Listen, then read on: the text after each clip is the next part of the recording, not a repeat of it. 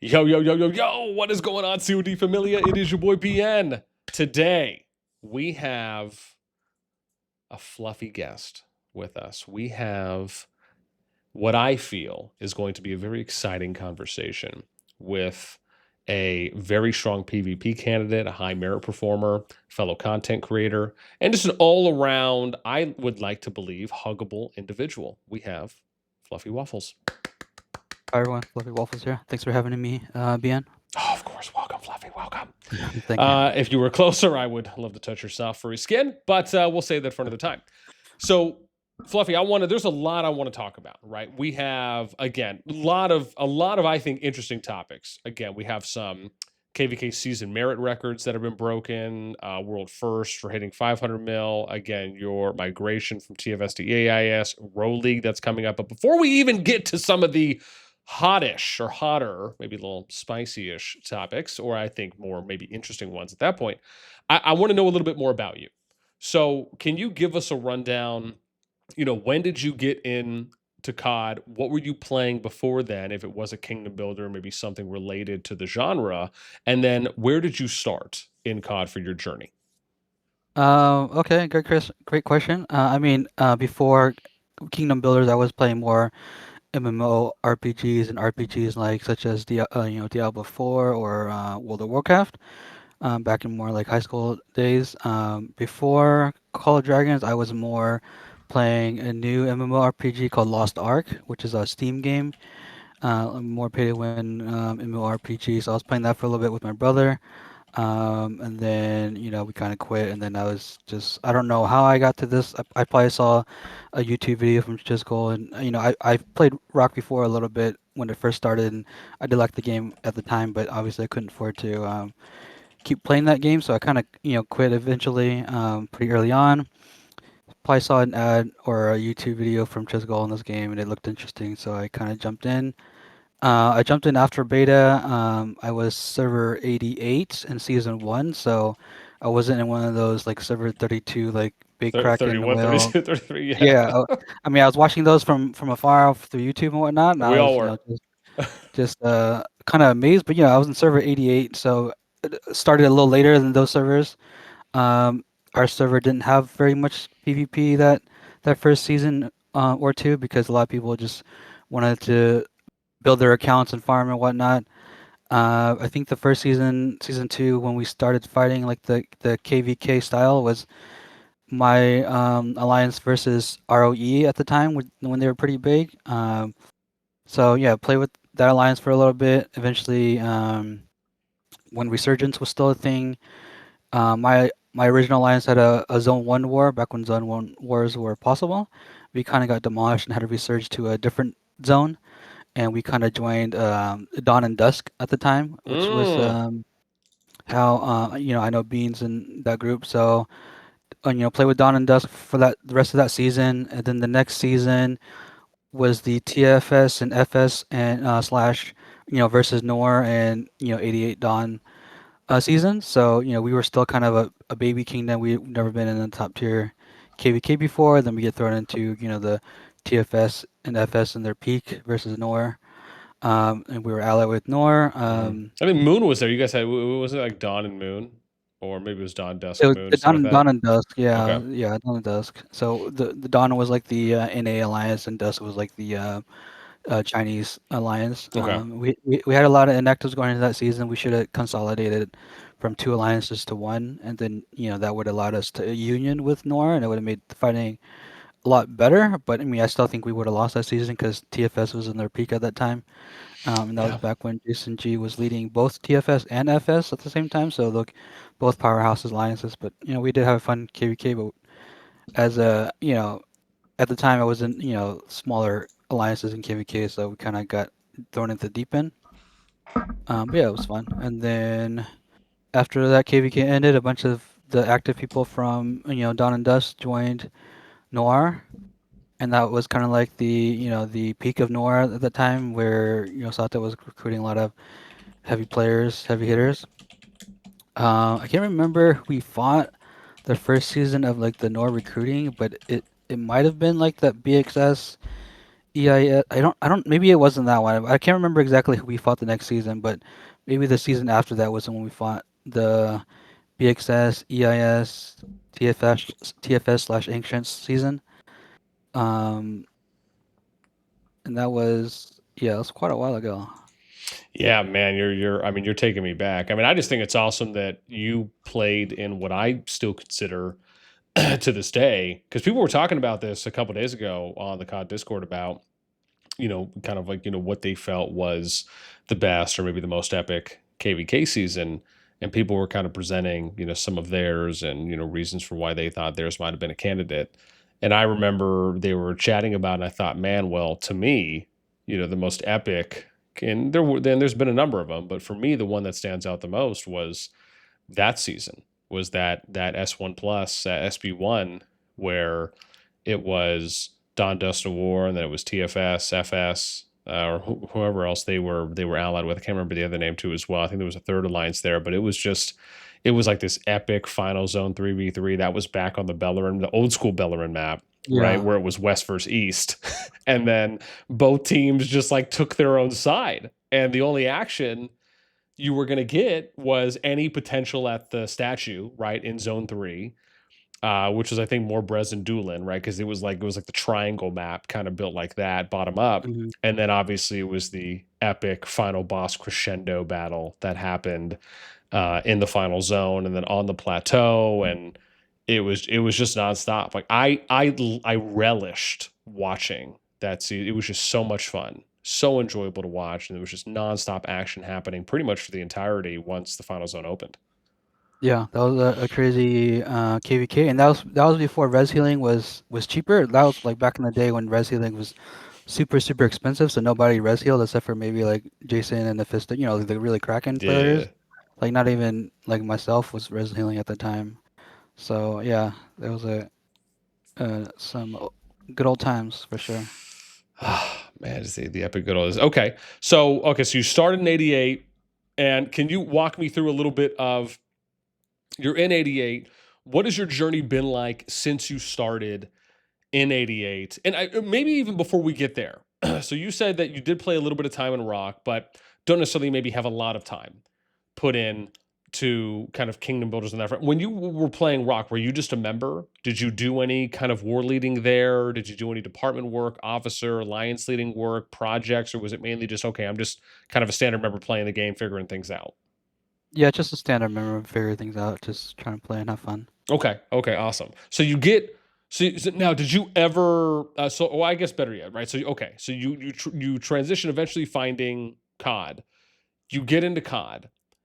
Did you start doing? When did you like start doing content? What was COD like the first time you really started Oh, kind of dipping your yeah, toes in it? yeah, yeah. COD was the first time I started doing YouTube content or any social media content. So yeah, this is my first time in my journey for that. And it's probably been half a year. I can't remember the date, but probably yeah, it's a good 6 or so months since I've started my journey just Okay. for fun.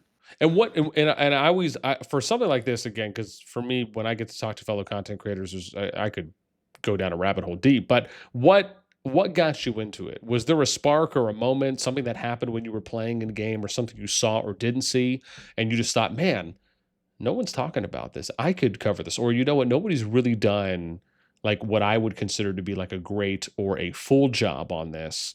There's an opportunity here. What was there a spark? Was there kind of like this aha light bulb moment for you, or was it a little more tamer than that? I mean, back when I started about 6 months or maybe even longer than that, there wasn't a lot of content of gameplay. It was mostly guides and reviews and patch notes and things like that, more like informational. There wasn't a lot of like gameplay footage. People were doing it here and there, but there wasn't a lot of it. And I figured, that could be a little bit different for me to post. As a top fighter, people might be curious to see and watch or like listen in on war comms and stuff when I'm able to record that kind of thing. So yeah, that's kind of what my thought process was for being a content creator. And I thought I would just post only gameplay videos, footage, but I've learned that people do like the informational videos as well. So I have kind of try to do a good mix of both. So yeah, that's kind of where my thought process was. Okay. Okay. Awesome. I mean, I think it's valid. I mean, even for example, I remember when I was starting, and it was mainly. I mean, I was like one of the early people. Just because I started playing COD from Kingdom 2, which is sad because I was like, I think a week or two late for Kingdom 1, but that's neither here nor there. That's just my own feelings of myself and how Mhm. late I was. But so when I started, it was me. I think there was Chisgul, Shinchi might have been there in the beginning. Sneaky was there. I think Meower, Slongers. Like there was a few. Like it was a small little group. And I remember, back when me and Sneaky were starting out, we would, chat every so often. I just remember him and I kind of having conversations about, like the type of content he was doing versus what I was doing. And it was one of those things where I felt like he kind of noticed, his own kind of, spot as far as kind of what he wanted to do at that time, even very similarly to when Gun started, right? Because Gun started later. And Mhm. when he initially started, that was kind of a little bit of his approach that you're talking about, which was like, okay, well, nobody's really covering as much kind of war in game. Even when eventually he started doing the streaming stuff, it was more of like, okay, here's my POV as, a stronger player, a strong fighter. Let me show that off. So, no, absolutely. I think being able to kind of identify that niche, or at least that opening, that void, and be able to produce content on, especially if it's something that you like doing and you love doing. I think that's fantastic. So you get into that, you identify this opportunity, you start doing the content. Now you start in Kingdom 88. What did the journey look like for you from 88 to, I guess, again, to where you are now? Like, what kingdoms did you play in? What alliances were you a part of? And, maybe about how long were you there? Yeah, so 88, I think 3 seasons, and then moved to NOIR, and then I was literally on server 5 up until I moved to TFS, so I don't even know how many seasons that was. Oh, wow. Okay. So maybe A like little five or long. six or Yeah, seven. probably 7, yeah, 7 or 8, and then Okay. TFS for 1 season, and then currently now in EIS. Okay. Okay, cool. So I'm curious. So what was the biggest takeaways between when you were in 88 versus your time in the war for those seven? Because you were there basically two and a half, almost three times the length. What were like some takeaways, or some things that you noticed that were maybe things that like you thought, hey, like 88 was doing these things really well, Noir were doing these things really well, or any general differences in maybe just style between the kingdoms? Like, is there anything that really stands out to you? I mean, the two kingdoms were a lot different. I mean, 88 eventually died off because the R4, eventually quit, and a lot of members were, quitting or went inactive. That's kind of why we went from 88 to joining Dawn and Dusk and eventually joining NOR just for joining more active alliances. Sato at the time was very active as an R5, so that was very, very good for NOR and, strong leadership at the time before, it kind of died. But, you know, when we were NOR, it was, strong R5, strong R4s, and then a lot of degens around us. A lot of teachings. Touche. Touche. Okay. How about like some things that you liked that again, maybe let's just say like during peak time, like during like peak history in 88, and maybe peak time in the war. What were some things that you liked that maybe the kingdoms did the same, or things that they did differently that you really gravitated toward? You're like, man, like this is so awesome or so great that they've organized this, or they've structured this, or they put this information out for people to really grow from. Like, was there anything that you felt, again, whether they did something similar or maybe unique? I mean, just always fighting and having fun. Fun was the most important thing. I know some of the Diblo decisions that Santa made in the other seasons kind of limited the fun, but he always tried his best to make it fun for us, But some of the decisions didn't have that same outcome that he wanted. And I think he was just trying to make sure that he was building, a strong kingdom. But there were times when he could have challenged us more as an alliance, but he didn't. So this is interesting that you kind of bring that up because for me, at a certain point, right, NOIR for a while, once they eventually surpassed TFS as the number one alliance, because for the longest time, TFS really was the number one alliance for, I mean, they probably held the top spot maybe about as long as NOIR did, if not very close to. And then eventually NOIR surpasses. They take the top alliance spot in the game, hold on to that for many months. And the question, and I bring this up because you potentially have like a similar situation that could be happening with Echo. In the regards of that, Echo is kind of viewed right now as the top alliance, the top dog, the top PvP fighting alliance. I think that that can be generally understood, and I think agreed upon by many in the community. Whether they're maybe total number one right in power, I think BTX was a little bit ahead of them, at least in the previous KVK and like the pre-data previews when I was covering it for the G2 pool. But when you look at it like that, is it because based on what you're saying, which is I find interesting, you said not challenging them when they could, which is again, we know that there was we know that there was what one or two seasons, at least that I can recall, where to your point, right, that there definitely wasn't right a challenge or as much of a challenge that could have went on. Whereas I know we know in Echo's case, they've taken at least like two kind of underdog challenges in the KVK. Did you feel that maybe it was like is it because when I look at New War, it's like okay, top fighting alliance, top again, there's top fighting players there, a lot of spenders. Do you think that it was? And I want to ask you this honestly because Guns said something that I think, and I don't know if you might know what I'm going to say, but he said this on stream, and I've talked about this in like one, I think in one or two videos.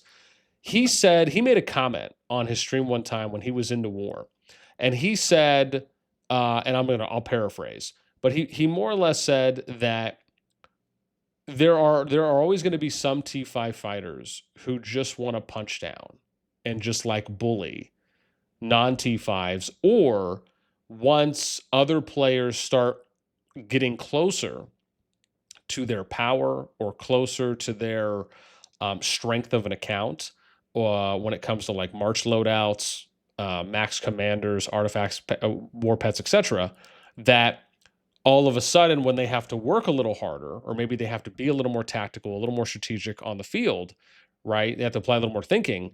That's when sometimes the fun can be lost because they're just not able to maybe have as clear of an advantage. Do you feel at all in any, I guess, in any regards that I don't know, like like whether that played a factor into like not going after challenging matchups, that whether it was Satoru, whomever might have felt at that time, or do you think it was no, that's unrelated? It was more of like he just didn't really want to challenge, at least in some of those cases. I don't think it's related to that. I think Okay. more he was worried about his reputation or his word. So, for Okay. example, the last season that Noir survived was the season that we faced Echo, and Echo decided to do 1v all. And so there was Echo, GG, Kong, RK, and NTS. Can't remember if there was another alliance or two in there, but that was that season. When Sato did his Diplo, Echo wasn't really happy with it. I don't think Echo and NTS. I think NTS didn't mind working with Echo, but I don't think Echo wanted to work with NTS. So Echo said, "Hey, we're gonna do a 1v all," and Sato just sat there instead of changing his Diplo based on the new decision from Echo. He just kept his Diplo, which was, allying GG, Kong, and RK. And, I had told him, like, we don't need to ally Kong and RK. Let's just stay allies with GG and fight, TV, whatever. And then, if Echo and NTS don't want to ally, then it's up to them. But at least we can just not have so many allies in that KVK. And he didn't, obviously I wasn't R4 or anything, so whatever I said kind of went in one ear and out the other. But I strongly recommended to him not to ally too many people after Echo had announced they were going 1v because it wasn't going to be a fun KVK. Um, and I don't know exactly what his decision was, why he made the decision just to keep the Diplo the way it was, but it's probably related to him wanting to keep his reputation or his word to. I mean, even though before the KVK started, he still could have just said, "Hey, things have changed. Let's just change this diplomacy," and then maybe Kong and Arctic and end up battling NTS or Echo, and maybe there would have been a more balanced KVK. So I didn't agree with his decision that KVK. I don't think a lot of people did. But it's out of our hands, obviously. No, I understood. And that part, like, so I guess that leads me into maybe my next question, which is, do you feel that during your time in the war for some of those matchups that the player base there would have been okay taking a harder matchup, or do you feel like no, there was a lot of softies, or maybe more softies here than maybe what they led on? And I say that whether that was taking something as extreme as kind of like the underdog echo approach, or just taking a more balanced matchup, even if you might have been slightly less favored. Like, do you feel as though like the fighters there at the time before that kind of started becoming, I guess, a little bit of a thing? Do you feel like the people there in the war at the time would have been okay taking some harder matchups? 100%. Okay. Everyone there was ready to fight. The people that the fighters and spinners that were there, eventually ended up quitting because they had nothing. They were bored. They didn't have any good fights. So that was the main reason why we started to have inactivity issues, because people were just quitting left and right because they just weren't having good challenging fights. Man. And it's such a good point too as well, because if you want people to feel motivated and stimulated, and at least in some ways, sometimes you need to present them with challenges. You need to make it so that way it's not as much of a cakewalk, or it's not as easy, and people can hopefully get as much. My general thought, and I've always been very public about this and always been very consistent, is in just in regards to the amount of PvP that we typically see in a KVK. I've never said that like we need to see PvP every single day in every single zone, right? But that we definitely need to have more than, one day, 1 to 2 days, per zone, and definitely more than just a few days, 2 or 3 days in a final zone worth of PvP. Because for me, it's just people really like, if you think about the enjoyment people get, the majority of it is really just going to come from the fighting, at least for those that are a little bit more PvP focused and they want to kind of enjoy that once they get to the end game. So I guess it is a little illuminating in that, hearing from yourself, someone who was there, where it's like, look, if we're not being challenged, if we're not being stimulated or motivated in some way to keep our engagement here, that can deflate and that can have negative repercussions. So it almost sounds like, in a sense, you're kind of saying like not taking some of those more balanced and or a little more challenging matchups kind of backfired a little bit when it came to at least some of the players there. Is that fair to say? A lot of the players, but yeah, a Okay. lot of missed Okay. opportunity I was going to say something, with but Satoru's leadership. okay. Okay. Which, again, I think that's a great takeaway. And I think that's a great educational opportunity, especially for some of these other kingdoms that are out there, which is that, like, look, man, if you take easy matchups and easy fights, sure, you might end up winning at the end of the day and you might get some rewards, but you might end up having players having a sense of unfulfillment. And that can be worse for you in the long run than looking at this short-term victory, but long-term failure, if you will. Okay, so you spend your time there. You move on from NOIR 5 to, Well, we stay on 5 because we rebranded to Luno. oh yeah, I yeah, stayed loyal because they yeah. were there. I still had a lot of friends on server 5, and didn't really want to just leave them. You were there. Uh, You were there with the boost stuff too, right? yeah, I was there with. Yeah, I guess that first season with Luna was Boo, and then 2 more Yeah. seasons after without Boo. So I think 3 seasons with Luna on still on server 5, trying to make things work. And then eventually that last season, I was doing way too much. I wasn't R5, but I was pretty much acting like I was R5, making a lot Okay. of decisions, doing a lot of war leading. So it kind of taking a mental toll on me. So Oh yeah. the group and I had to So figure I'm out. curious, curious on that, because again, for me, I've ran my own projects, like just all grassroots stuff. I've done it in 3 different games, and I love it. Like, it is I like doing management stuff, being there. Like, I love doing that. I love organization structure. Like, I love that kind of stuff. I like, and for me, being able to do that is very much kind of my bread and butter, as far as, something that really keeps my activity level, my engagement level there, when it comes to just kind of generally playing an account as well. Or I should say, playing an active one. But I'm curious for you. So you're there. You're kind of segueing and helping out, right? Kind of in management. What was that? Because again, you told me that before you hadn't really done any management stuff. What was that experience like for you doing it, and how much time were you putting in? I mean, the last season I put in a lot more time than the R5 for sure, at least 80% more time. A lot of us put in a lot of time. The builder put in a lot of time. A lot of us in the R4 group were putting in more time than we wanted or expected. But yeah, I definitely put in R5 level work that last season without being R5.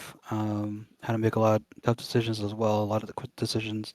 Some people did question here and there, but some of the decisions required like a fast decision to be made within 5 or 10 minutes that we didn't have time to sit there in leadership chat pinging, Nunu at the time or trying to figure out like wait for people to come up with a decision. I think the decision making was very lackluster that season, and people just had to.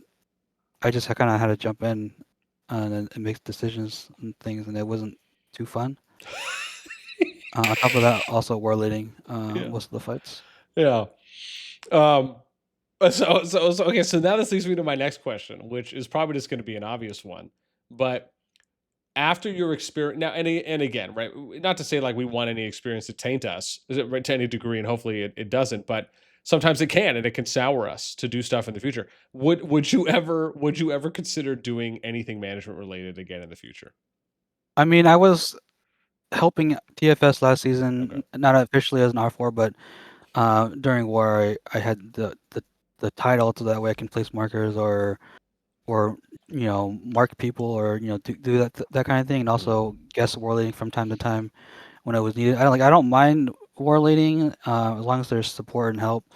And the what the issue was in Luna with war leading was not everyone joined voice, Mm, so I would sit there most of the time calling out commands in voice, and then also sitting there typing things out. So like I'm trying to fight, and then I'm typing, fighting on 2 accounts. I'm typing orders, and then it was just a little too much.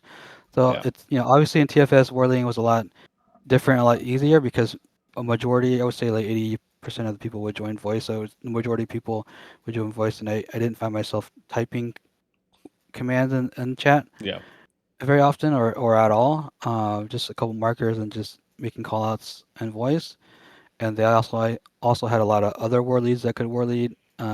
So I didn't have to like jump in that often. Only when someone needed a break or someone wasn't around. So it's more like a supporting role, and yeah, I don't mind helping out when needed.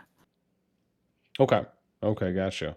Well, in that case, I guess we'll leave that one up in the air. But I imagine doing like a full on R4, not necessarily if it's just war leading, but like truly joining a team. Like, is that like, being a part of the team, putting in the time like everyone else would?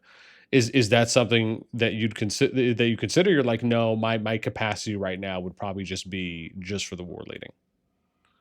Probably just for the whirling. I don't really Okay, need to be in with Diplo and all that stuff. Building. Yeah, I don't really care too much of the building plans and stuff. gotcha. Okay, just leave that to Bob. So, okay. So now, so I'm curious on the war leading thing, because you said you've done this a couple times, and obviously having the chance to war lead in, again, two strong alliances.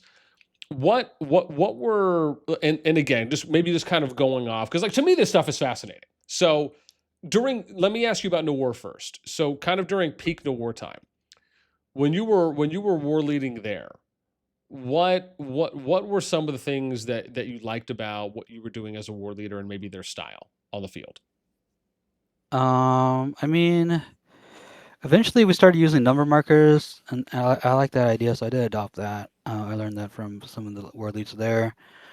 Using number markers is easier to call up, people to move to certain places. You should call it like go to number one or go to number two, or fight from number three, things like that. I kind of like that kind of style war leading, and it's a little easier than just putting like attack here, move here, those kind of markers. Like you just kind of have markers on the field. You just call out numbers and tell people that you kind of direct them to certain, numbered markers.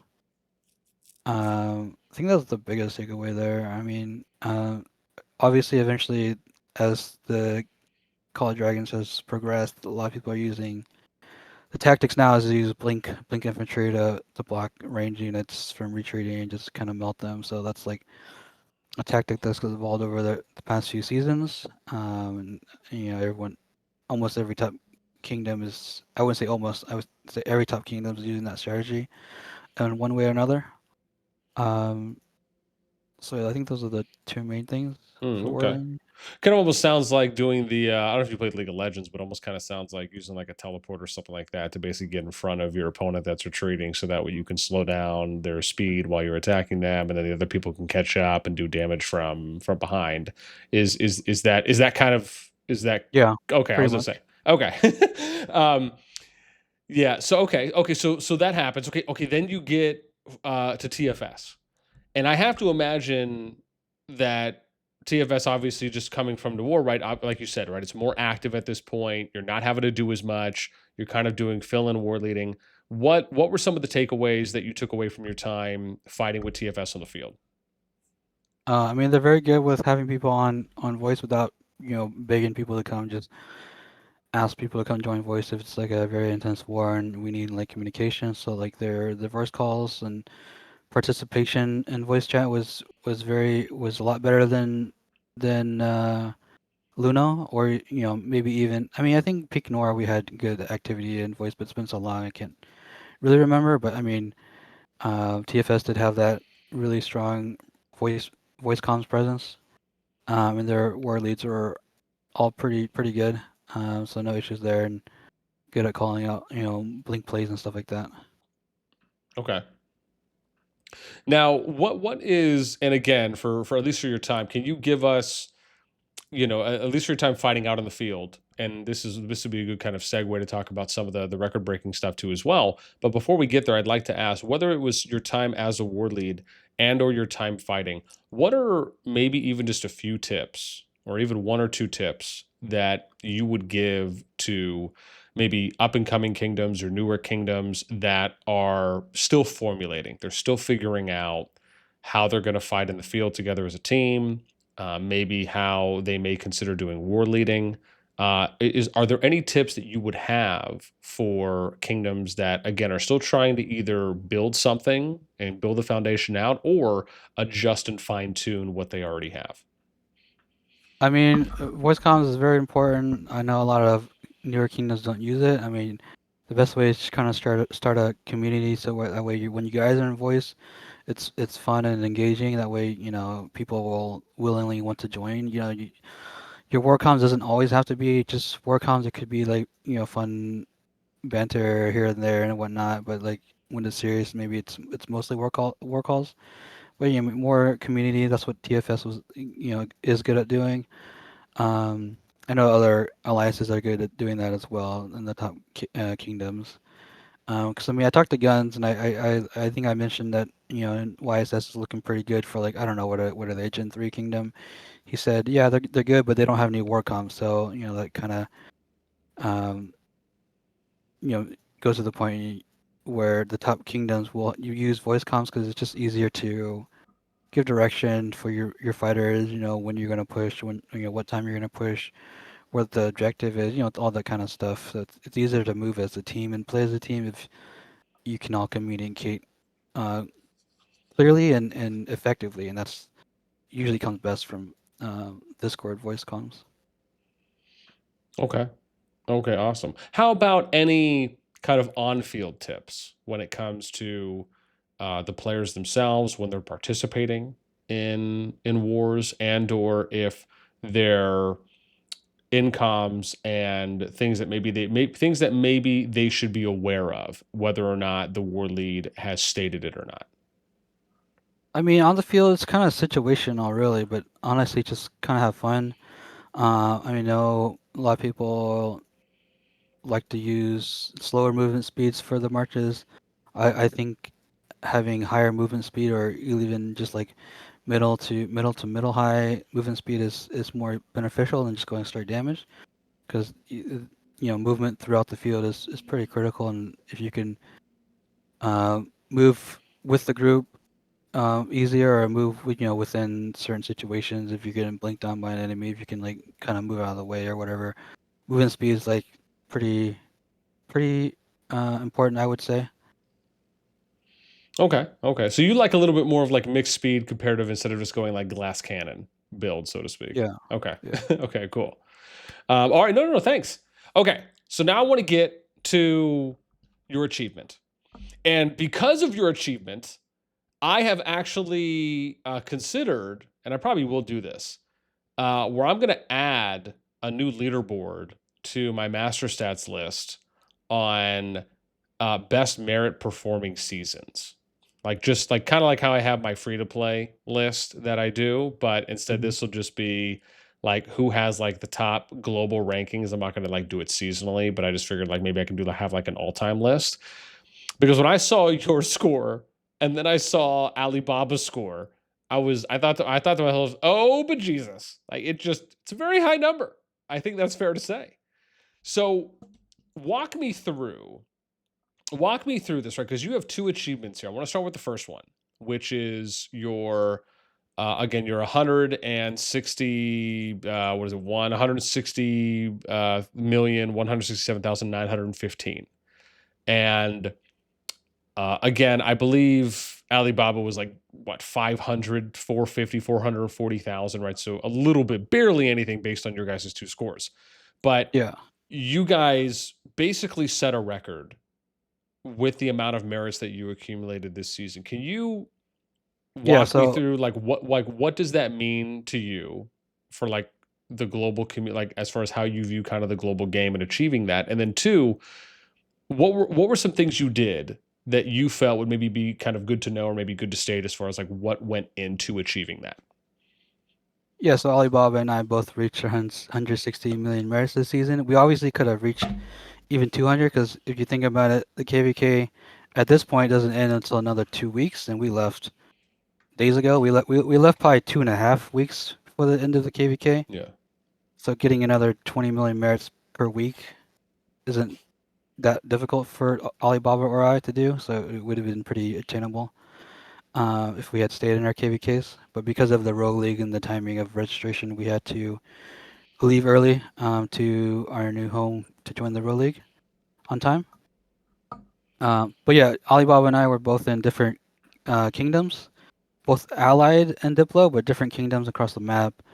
I had more fighting in Zone 2 than he did, so obviously I got to the 160 before him. But as our KVK progressed, and we got blocked in Dragon Zone, so they were able to enter the final zone and have the fighting, for a few days, and we didn't have any more fighting, so my merits just kind of stayed where it is, and he was able to catch up with me. But regardless, Alibaba is a crazy fighter, and he didn't have really fun KVKs where he was motivated to go crazy like I did in previous seasons. So if he did, he probably would be up there with me with the 500 million merits achievement as well. I just had the I guess the what's the word I want to say? I don't know, but I was lucky enough to have pretty um, active fighting KVKs before this one that where it motivated me to kind of just keep fighting. As far as what was your first question? Like how it Oh, was. was just ultimately what are some things that you did and kind of setting yourself up to achieve those 160 million plus merits throughout the season, at least for the time that you played, whether it's the position you put yourself in, if it's the amount of time you put in, if it's Definitely, maybe certain definitely, march styles or certain play styles that yeah, factored in. yeah, definitely the time spent in. I probably spent an average 18 hours on the game a day this season. More during the peak war times, probably 2022 hours during the peak, peak critical times in the war, whether it was Zone 2 or Zone 3. So time definitely was a factor. I did use a lot of mages and calves this season. I did use more infantry than I've ever used in previous seasons, just Okay. because the new G4 infantry were kind of cracked. So it made it more fun to use. That's what I've been hearing. So I did gain a lot of infantry merits as well this season. But yeah, so the mix of those three. I didn't play any archers. I did try a little bit to play archers. Didn't love it. So I just went back to It's like, sorry, Archer the mains. Got it. amazing. Understood. Yeah. Okay. So again, mages, cav, and you said a lot of infantry. Now, I'm curious there. Is it mainly like, I guess for you when you're out there on the field, like are you just noticing, hey, this is just kind of the meta right now that people are running, or like these are some of the better merit printing or merit accumulating marches that are being ran? Or does it just so happen that you just like these types and you're still able to do well and perform with them? I mean, I guess it's a little bit of both. I mean, we all talk to each other and like what combos work well and whatnot, but the mage pairs and the cow pairs are pretty standard. The reason I use the mages and the cans is because it's all about stamina management. If you run one troop type, you're gonna run out of stamina. You're not gonna be able to get whatever merits you're looking for. So in order to manage stamina in the game, I find it you have to use multiple troop types, whether there's at least two or three if you're just kind of throwing troops. Infantry will always burn out stamina faster if you're infantry main. Um, but yeah, stamina management is probably the key factor to why I'm using mages and cans pretty equally. I mean, I say equally, but I think most of my merits are coming from cavalry. But um, yeah. Okay. Okay.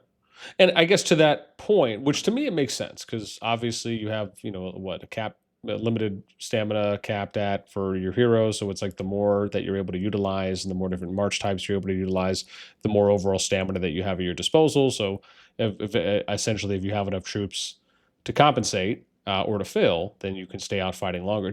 I guess under that line of thinking, do you feel that over time as your account maybe progresses more, that if you have, like, if you're in a position where you have good uh archer comps and or good like flying comps, is it something where, okay, hey, my stamina's done here, I'll consider, like, you would still use them even if you're prioritizing other ones first? Or no, you didn't really want to do that, you felt like these three types at the moment are the most effective, they're the most efficient, and I'm getting the most out of them?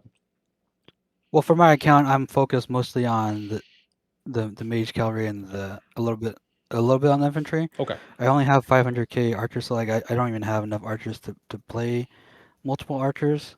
I really focus my account on just those like three troop types instead of going like a balance like equal split everything because I know those accounts are kind of a little bit missed opportunity because most of those archer accounts they look for the long range warfare seasons or whatnot, and Oh if yeah, they yeah. don't have that, then they're kind of struggling every season until that comes around. Unless you're really good, it takes a lot of good micro and gameplay if you're gonna play archers without long range. I know a few people can play it really well, like Sin of War and like SP and like Inferni, just to name a couple. But it just takes a little bit more work, obviously, if you want to be an archer main. So, um, yeah, my account is built and geared towards my playstyle. And there are some times where you're playing a choke, so you kind of need to use those mages and infantry and not a lot of cavalry. Just it depends on the situation. Okay. Okay. And I guess that makes sense. Now that I think about it a little bit more, in order to play that many, you probably would have to have a lot of troops in every type to at least be able to sustain out there on the field for a while, which probably would also mean you would need probably like some kind of Mephisto YYX toxic sized I mean, I account to think maybe have enough troops. And then, yeah, 400k plus is one of those accounts where it can have like 10 million of every troop type and you'll be okay. yeah. Uh, but Yeah. I don't even have 10 million of one troop type.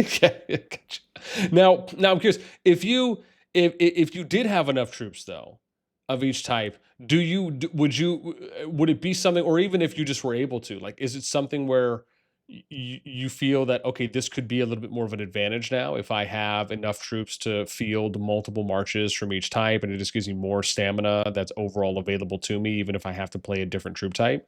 Or do you still just feel, even if I did, I don't know if I really would want to invest, because it's just more about preference for you. You just like these types maybe more than the others. I mean, I wouldn't mind playing archers if I had the troops for it, as long as it didn't impact my hospital limit.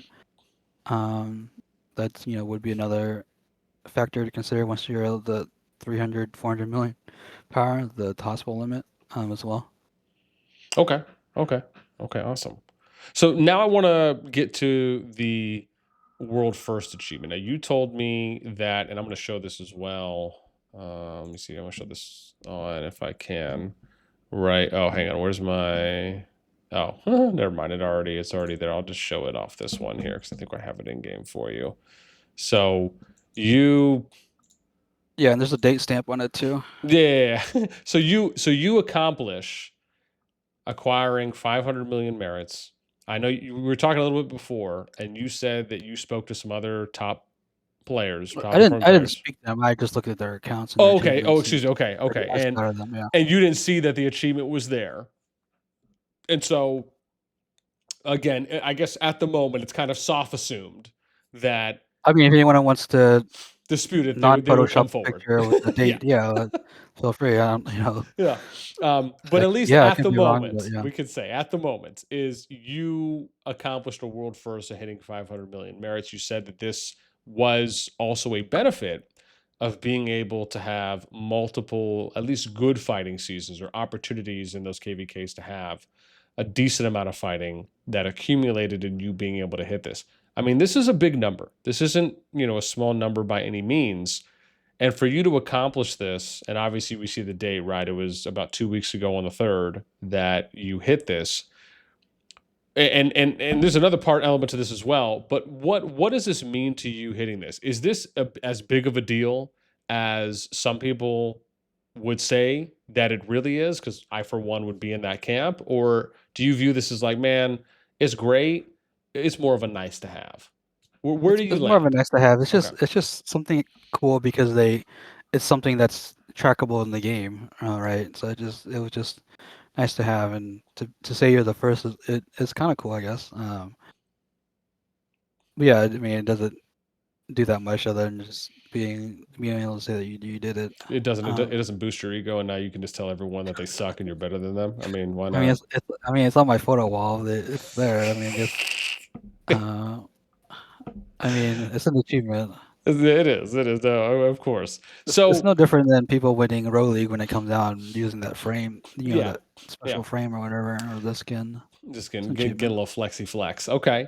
So, but this goes into my next one here is that you we were talking about this before before we started recording, which is that it would be cool if the game kind of recognized in maybe more of a global fashion some of these achievements and being able to have some kind of maybe like a world first leaderboard where it's game wide and they say like, oh, well, this was the first person to hit this achievement or that achievement or for anything, or if they even just had a leaderboard of like, hey, here's a list of everyone that placed one or reached it first in their respective categories. Just for someone like me, I was saying to you at the time that I just thought it would be such a great motivator for kind of boosting engagement and activity and they could do it in almost anything. Uh, Yeah, they can they do it a could do it for leaderboard like or the G2, frame the or G1, the G3 yeah. KVK group. You could have like your own set of individuals. You could have global ones, stuff like this. If they come out with other elite raids that they do, who knows, right? But I guess I'm curious on your thought because I know you said that you had asked them about it. Well, it was Holston's Holston Gaming's idea, and I was like, Okay. it's a good idea. So I did forward his suggestion to them. He suggested like having devs create a special frame for for me for world first, and I was like, why not? So I just threw it their way. Obviously, I doubt they're gonna do anything about it, but it could be cool if that became a thing. They could even just make a frame where you hit the 500 million and anyone who hits it gets that frame as well. That'd be cool. It doesn't have to be a world. I mean, they could add a little bit of flair for the first one, but yeah. I mean, also another thing that Guns and I have talked about is they don't after you hit these achievements for marriage, the tracking it stops. It'd be cool if they kept tracking like the total merits for each. There's merits for cavalry, infantry, magic, and Mm-hmm. archers. Obviously, the total as well. It'd be cool if they kept tracking that number for players because now like once you hit the end of it, there's nothing else being tracked. So hopefully that's something that can get traction in the community and the devs can like look into.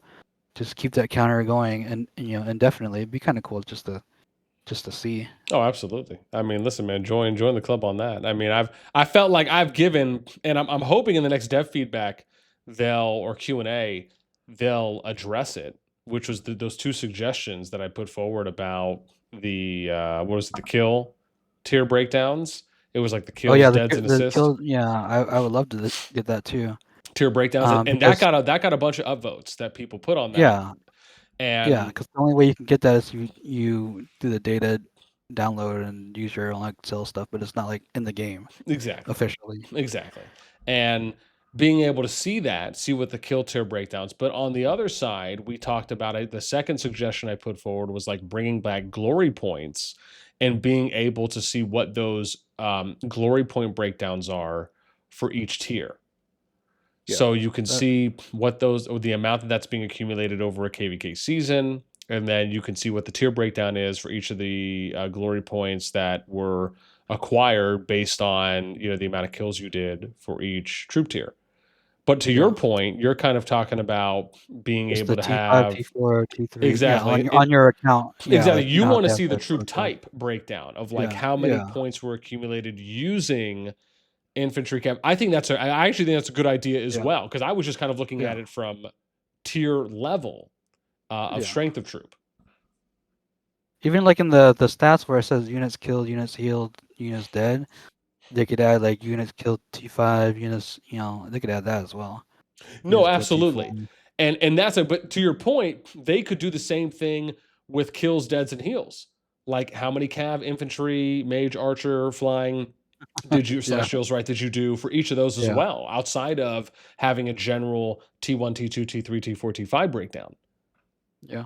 That'd be pretty cool. Yeah. Oh gosh, I'd be in advanced stat heaven. I'd be Mick loving it. Oh, be exciting. Okay. Um, So we're there. Now the other thing I want to touch on is so your migration, right? So it's already public at this point, but you've migrated from TFS and 40. You're with EIS and 176. Now, correct. you stated from what I had seen that one of the main reasons, whether it's the primary, whether it's one of the main reasons, if not the only reason that you left, was to join for Road League. Yes, Where? correct. I want. Or Go ahead. no, go ahead, please.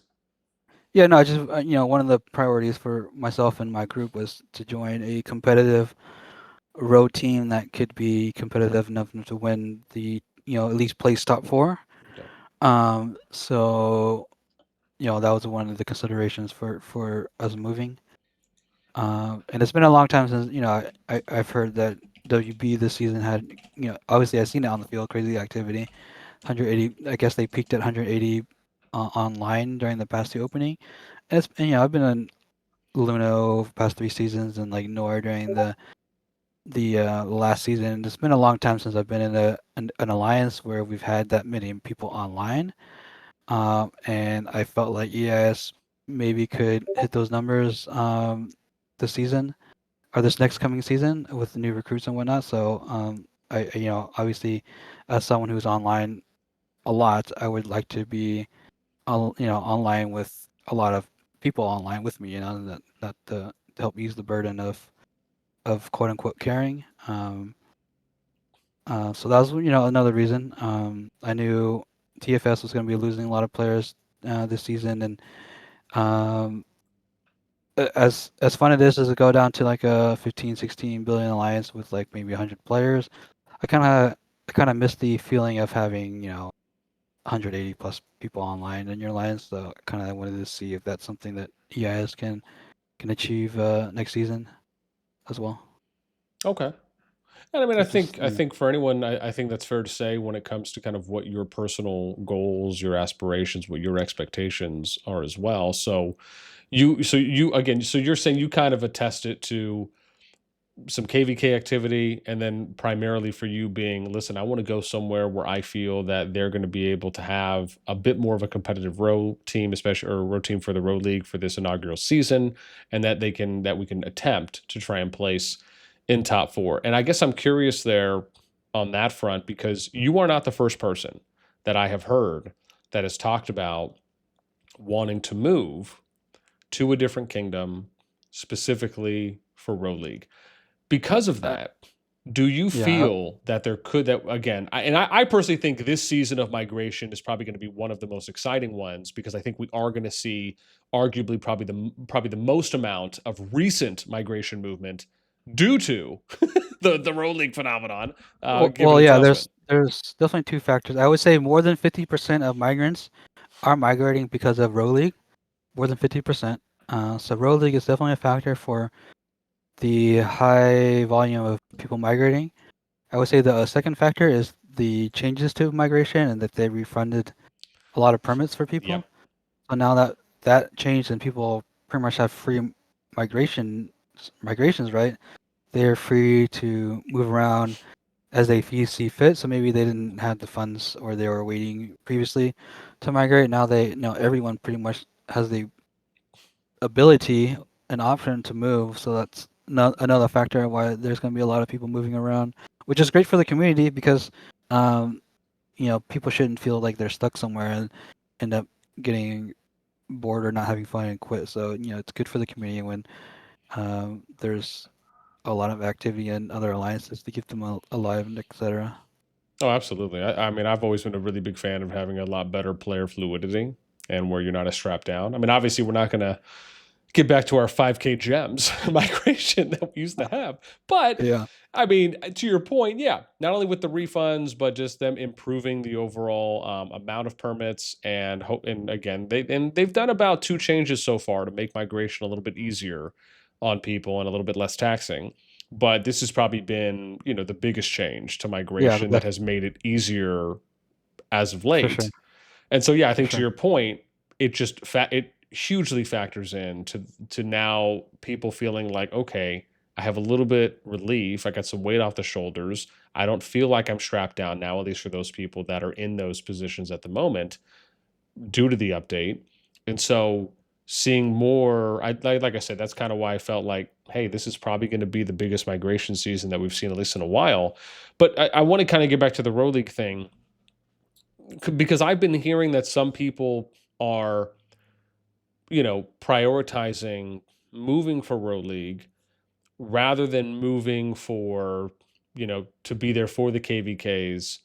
And it's like kind of a Row League first, KVK second. For some other people, it might be KVK first, Row League second. For me, and again, I can understand it maybe from the player perspective because you're in it, you have this opportunity to achieve these rewards, these accolades. When I look at it from a spectating perspective of someone who watches KVKs, watching again some probably barely any row matches just because it's not as accessible as I would like for it to be. And maybe other people feel that as well. At least again, if you're not playing within that team to like watch other people outside of where you are at. And but I'm curious for your thoughts on, do you think that this is something that, I mean, don't get me wrong, I think that this season has the potential to change the kingdom power rankings and landscape depending on how much migration movement happens by at least a good bit, if not a lot. And but do you feel that because there seems to be such a emphasis on Row League right now that this could end up maybe creating even more top heavy kingdoms and or people that are going there maybe for not all of maybe the right reasons, so to speak, because obviously even though you could have multiple row teams, we know how it is going to end up being, right? There's going to be an ABC, right, or a first, second, third string team in every kingdom, unless, in most cases, I would imagine that's how it's going to be. Do Hmm. you anticipate there being any challenges with this kind of a mindset if players are using this as their priority reason for moving from one kingdom to another? Yeah, it could have some impacts, but yeah, I don't know. I guess we'll see. I think the kingdoms are getting a little top heavy now these days. And, PTX and Echo like 30 billion, Rage is probably in that ballpark. I think devs should the limit it more to where we're not all so big, but like we only, if you think about it, if we have like, let's say, 5 30 billion alliances, or we could limit it to a little less. Instead of 5 30 billions, we can have like 10, I don't know, 25s or whatever. It'd be more fun to have different matchups every season than just facing the same, kingdoms over and over. I think they should cap the alliances at some point and just lower it so that we could have more kingdoms, if that makes sense. And then there's Yeah, a you bigger mean like where the pool. power gaps are maybe closer together, Yeah, so it's not as wide and spread. yeah. So just talking out loud, maybe like limit to 15 billion or 20 billion. So there's 120 billion licenses. There's bigger pool for the KVKs. Fighting different people versus, I don't know, 10 alliances. There are 30 billion, right? And that's the whole pool. So I think they should kind of figure out a balance and figure out how to make it to where there are more participants in the same range than just a handful of the big kingdoms.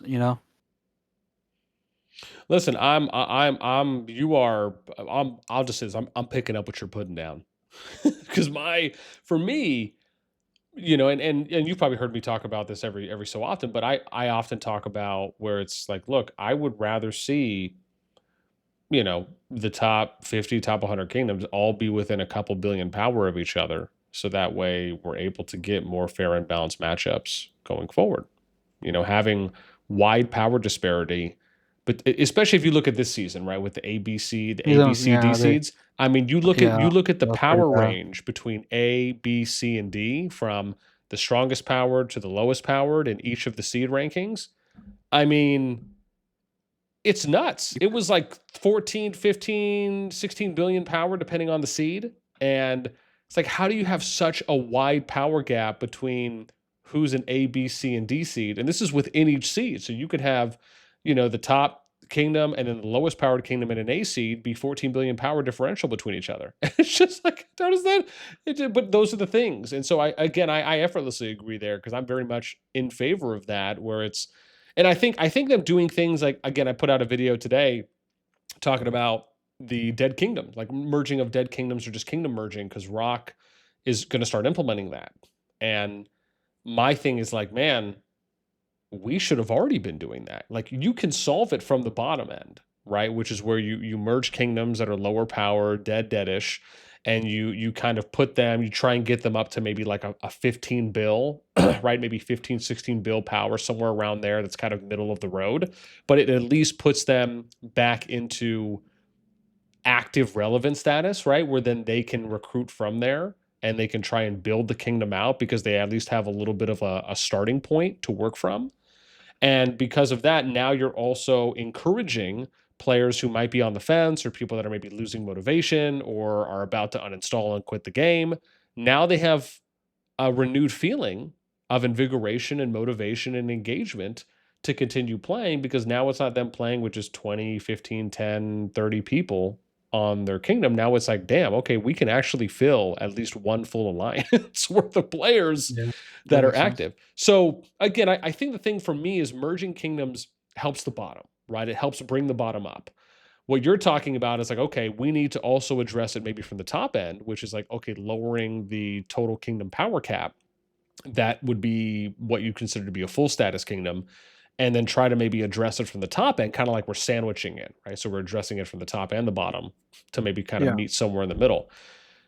Yeah, again, I agree there. I hope something like that happens. I mean, I'd like to see them maybe try and do something like the merging first for me, like, and just see what that can do.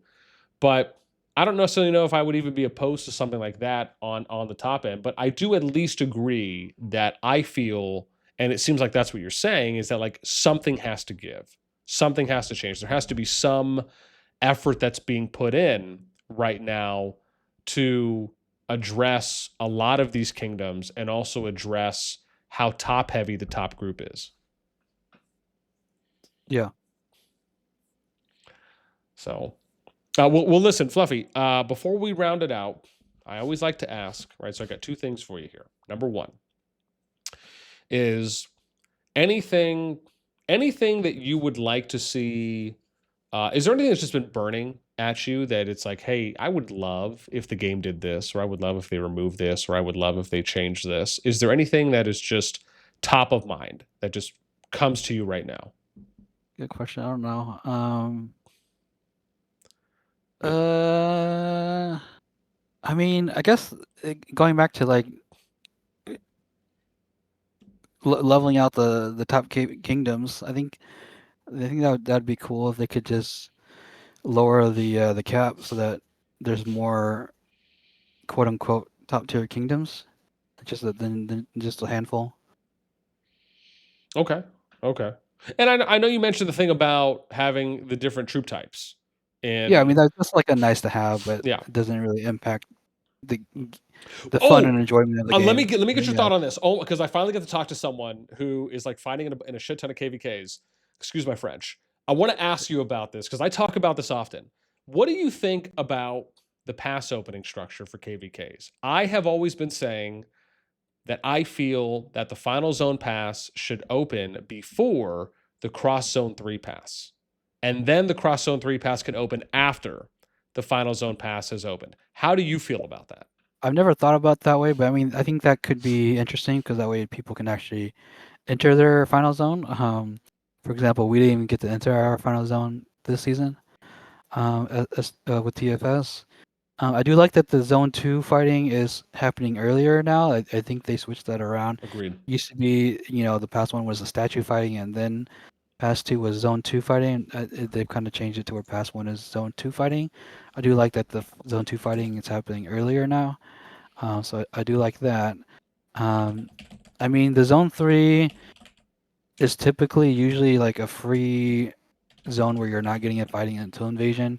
I mean, they could even take away that or make the invasion later, and then like make the zone 3 a little more contestable than just having it free. At least the zone 3 can be like a 1v1, not like where it's you can invade it by a 2v1. I think that's the problem with the zone 3 invasions is that it's a usually becomes a 2v1 in that zone and someone gets locked out. If it was more like a 1v1 situation in the zone 3, contest where it's contested, I think that makes it a little bit more balanced and fair than having it available to be invaded by more than one region. I think that's the main problem right now with the Zone 3 invasions.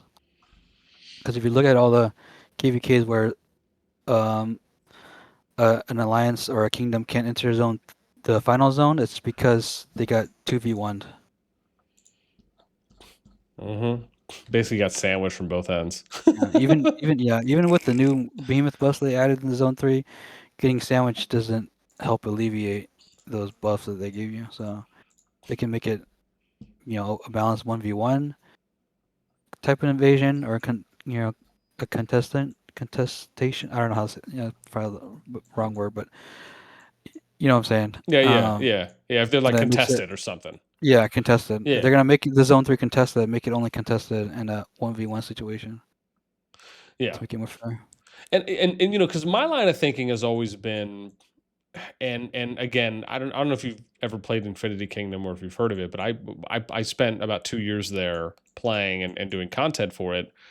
And one of the things I absolutely hated about the KVK system that they had, and I don't know if they've changed it since then, but at least when it was introduced and for a few seasons, the way that it was is where once zone 2 opened, you could then go in, or sorry, once the initial passes opened, you could, because they opened Zone 1 passes first. So, like, everyone who started in Zone 1, once the first pass is opened, you could then go and invade everyone's Zone 1.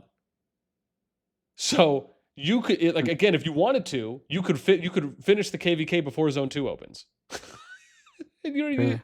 And it was like, and then what? Like, nobody gets to fight in Zone 2. Nobody gets to go fight in Zone 3. The KVK is over. Sure, you get a little bit of fighting maybe over the first day or two, depending on how long everyone lasts. But, you know, if you got a 40-day season, you're finishing it in, you know, a handful of days. And Yeah. for me, that's kind of how I look at it, is that, sure, you do get some Zone 2 action. Right, but for the most part, right, and obviously now they're kind of, you know, it seems like the trend now for the KVK maps is going in this direction of like, okay, let's kind of give them a safe Zone 3 for a period, and then they'll have their Zone 2 that they can fight in, right? They're kind of neutral PvP zone, and then once they get into Zone 3, we're going to open up the cross Zone 3 passes, and for me, it's like, okay, you're going to open up the cross Zone 3, but once the level 4 passes are open, you can finish the KVK off, as we've seen in a number. So, like, Yeah. my whole thing is like, I don't mind them opening the cross Zone 3 passes. My whole thing is open up the final zone passes first. Let people, at least let people fight for, I don't know, 5 days or so, plus or minus, like at least something around there. And Yeah. then after that, you can open the level 4 passes for the cross Zone 3. So that way you can add in multiple battlefronts, but at least give Yeah. people the opportunity for what we saw in Rise of the Dragon. Like, to me, and I talk about this, to me, the Rise of the Dragon KVK season has to be the best, if not the second best KVK storyline to date. Why? Because pretty much 98% of all the KVK groups had all of the kingdoms make it to the final zone, and everyone fought for days, and it was great. Yeah. For at least the majority of the KVK groups, because all the kingdoms were there, all the players were there, so everyone was able to fight with all their troops. Everyone was able to use all their stamina. Like, you were able to bring everything. Yeah. So, you know, it's like, how can we expect to have longer PvP fights and longer wars if we're not allowing people to use the resources that they have invested, have saved, have produced for the PvP purposes? It's just, I don't know. It's just, Yeah. I my agree bubble's with you. I popping mean, right now. So, yeah. Yeah. I mean, your suggestion could be interesting. I mean, it's worth a shot to try. You know. I mean, we are going back to the Resident Dragon next season. It's one of the selections for the maps. So with them updating the terrain, they said in the patch notes, so it'd be interesting to see what tweaks they've made to the terrain for that map yeah. to make it better. But yeah, should be interesting. It's a 6 camp map. Well, listen, man, I'm looking forward to it, and thank you for letting me pop my bubble there at the end. So Yeah, no worries. sometimes it gets passionate in here. But with that being said, Fluffy, thank you so much. Oh, and then lastly, any shout outs, declarations, shots you would like to fire? Go ahead. I mean, just shout out to all the content creators, Guns. You know, congratulations to him making partner.